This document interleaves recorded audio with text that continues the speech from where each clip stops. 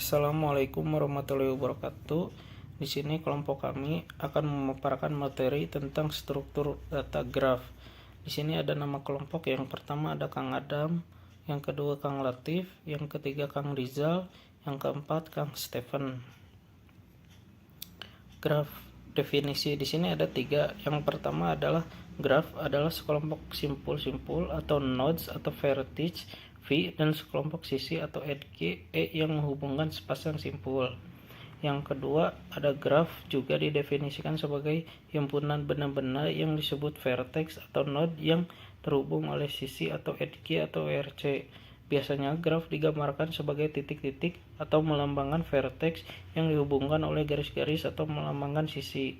Yang terakhir ada graf adalah kumpulan dari dan busur yang secara matematis dinyatakan sebagai G sama dengan kurung buka V E, di mana G artinya graf, V artinya simpul atau vertex atau node atau titik, E adalah busur atau edge atau ARC. Kemudian ada contoh penggunaan graf.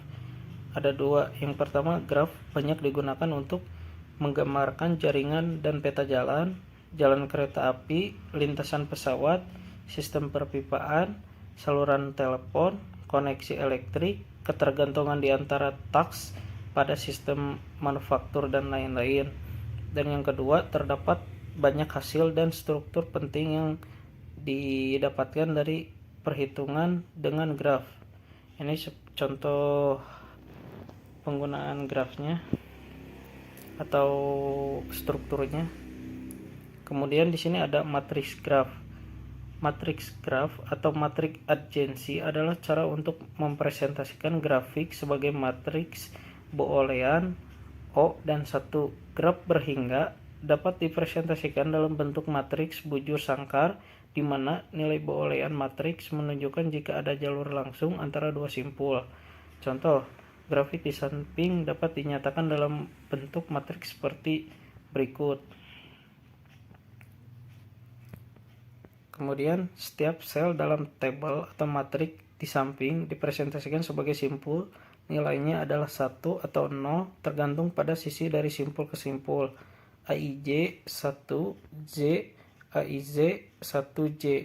Jika ada jalur dari 1 ke J, maka nilainya adalah 1. Jika tidak ada jalur, nilainya adalah 0. Misalkan ada jalur dari simpul 1 ke simpul 2, jadi 1 dan 0 tidak ada jalur dari simpul 1 ke 3, jadi 0. Aij A12 A13.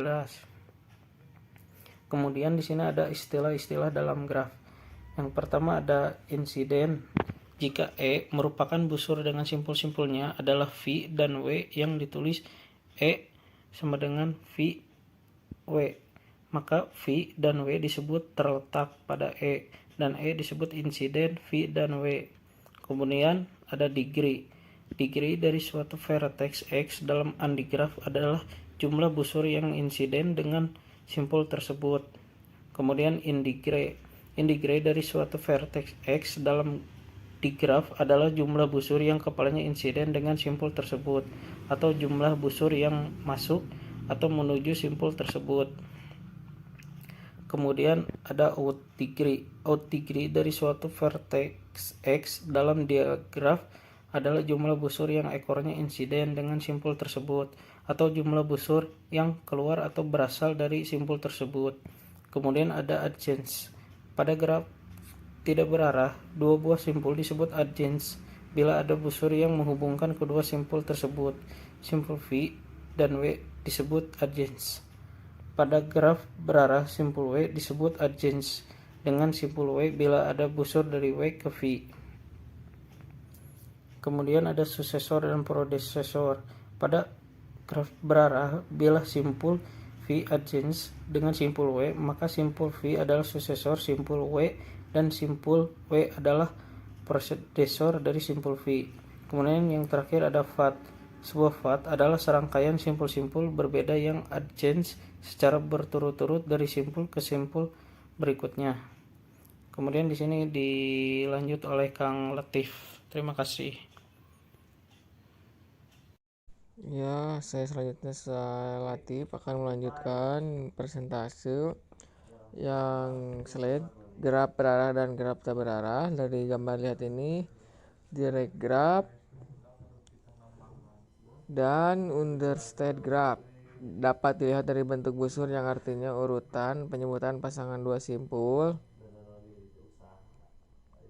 metode pencarian Vertex, Depth Research atau DVS. Pencarian dengan metode ini dilakukan dari node awal secara mendalam hingga yang paling akhir, dead end atau sampai ditemukan. Kelebihannya, yang pertama cepat mencapai kedalaman ruangan pencarian. Untuk yang kedua, tidak boros waktu jika lintasan panjang. Yang ketiga, lebih efisiensi. Dan kekurangannya, yang kesatu memungkinkan tidak ditemukan tujuan yang diharapkan. Untuk yang kedua, pada setiap pencarian hanya menghasilkan satu solusi. Breadth First Search atau BFS. Prosedur Breadth First Search merupakan pencarian yang dilakukan dengan mengunjungi tiap-tiap node secara sistematis pada setiap level hingga keadaan tujuan goal state ditemukan. Dilihat dari contoh dari gambar di sini, goal state 1.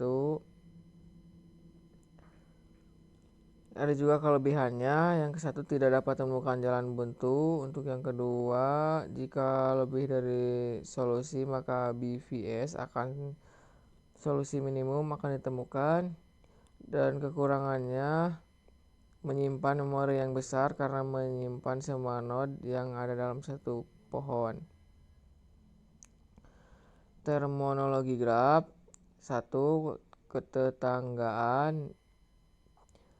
Yang kedua, bersisian atau dalam kurung incidence. Yang ketiga, simpul terpencil dalam kurung isolate vertex. Nomor 4, graf kosong dalam kurung null graph atau empty graph. Yang kelima, derajat atau dalam kurung degree. Yang keenam, lintasan atau path. Yang ketujuh, siklus atau cycle atau sirkuit. Yang 8, terhubung atau connected. Yang 9, upgrade atau subgraph. Dan complaint upgrade 10. Yang ke-11, cut atau set. Yang ke-12, graph berbobot way graph. Untuk adjustment matrix atau array base, implementasi menggunakan array metric. Adjustment list atau linked list, implementasi menggunakan linked list. Konsep implementasi graph.